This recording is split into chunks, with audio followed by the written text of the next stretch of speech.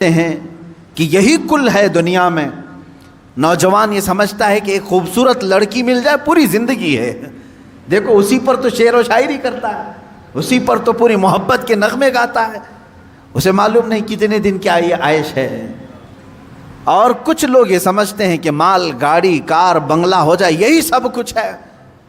تقریباً انہی میں ہم سب دوڑ رہے ہیں, انہی میں ہم دوڑ رہے ہیں. ایک بادشاہ نے اعلان کیا کہ آج میری عنایتوں کا دریا جوش میں ہے, میں خوب عطا کروں گا. لوگوں کو بلایا, ایک کوئی بندہ ایسا آ جائے جس کے لیے میں کہتا ہوں اپنے ہاتھ میں ایک چھڑی لے لے, لکڑی لے لے, اور وہ زمین پر دائرہ کھینچتا جائے صبح فجر کے بعد. اب وہ دائرہ کھینچتا کھینچتا سورج کے ڈوبنے سے پہلے پہلے تک جتنا دائرہ کھینچ لے گا وہ پوری زمین اس کے نام پہ کر دوں گا. دن بھر میں آپ کتنے ایکڑ کھینچ لیں گے؟ اگر فری میں مل رہا ہے تو کون چھوڑے گا؟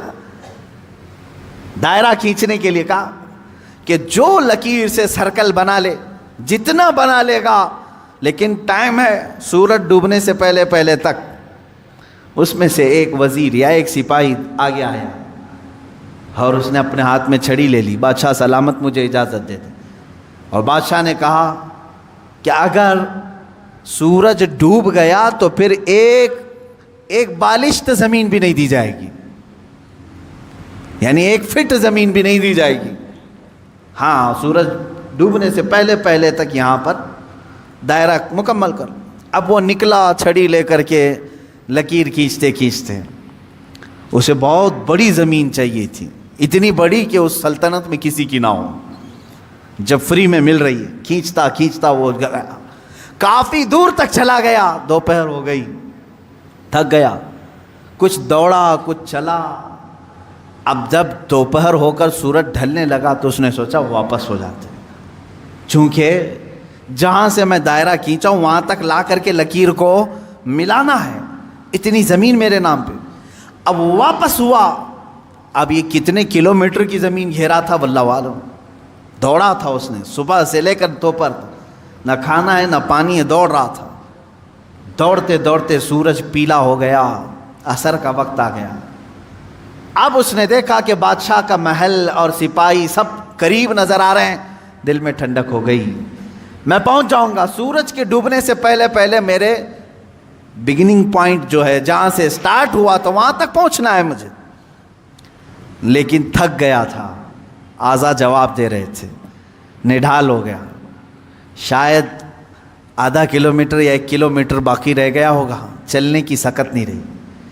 لیکن باہر سے وہاں سے لوگ آوازیں دے رہے تھے, بہت لمبی زمین تو نے گھیرا ہے, اتنی بڑی زمین کسی کو نہیں ملی سلطنت میں, آ جا دوڑتے ہوئے. کچھ لوگوں نے ہمت دکھائی, حوصلہ دلایا, دوڑا اور تیزی سے دوڑا. پھر دوڑا, سورج ڈوبنے کے بالکل پاس میں آ گیا. سورج غروب ہونے کے لیے بس آدھا سورج اندر جا چکا تھا, اور اس کا پوائنٹ جہاں سے شروع کیا تھا وہ بھی قریب نظر آ رہا تھا, وہ بھی قریب نظر آ رہا تھا. دوڑا اور دوڑا, یہاں تک کہ اپنے اس پوائنٹ کے بالکل پاس میں پہنچا. لیکن سورج ڈوبا. کتنا باقی تھا؟ سورج ڈوبنے سے پہلے پہلے وہ اپنے پوائنٹ پہ پہنچ گیا.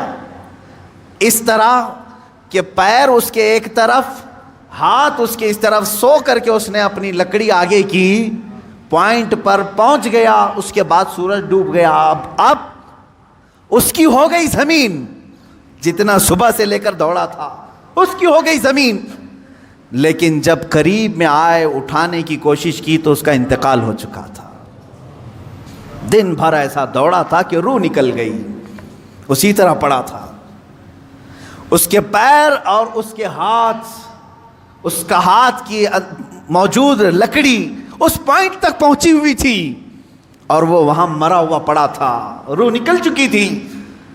بادشاہ آیا, وزیروں کو کہا اٹھاؤ, اس کی قبر یہیں بنائی جائے گی جہاں یہ انتقال کیا ہے. اس کی قبر وہیں کھودی گئی. کتنے فٹ کا رہا ہوگا, 6 فٹ کا رہا ہوگا, جتنا بھی رہا ہوگا. قبر اس کی بنائی, بادشاہ نے ایک بہت تاریخی جملہ اس کی قبر پر لکھا، کہا کہ اس کو ضرورت صرف 6 فٹ کی تھی، دوڑا پورے دن بھر،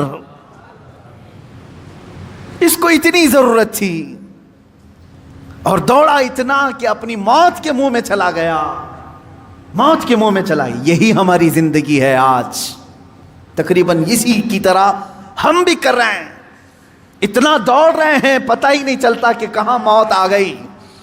تمہیں ان تمام چیزوں کی ضرورت ہی نہیں تھی جس کے پیچھے پڑے ہوئے ہو، سب تو اللہ نے لکھ کر کے بھیجا ہے۔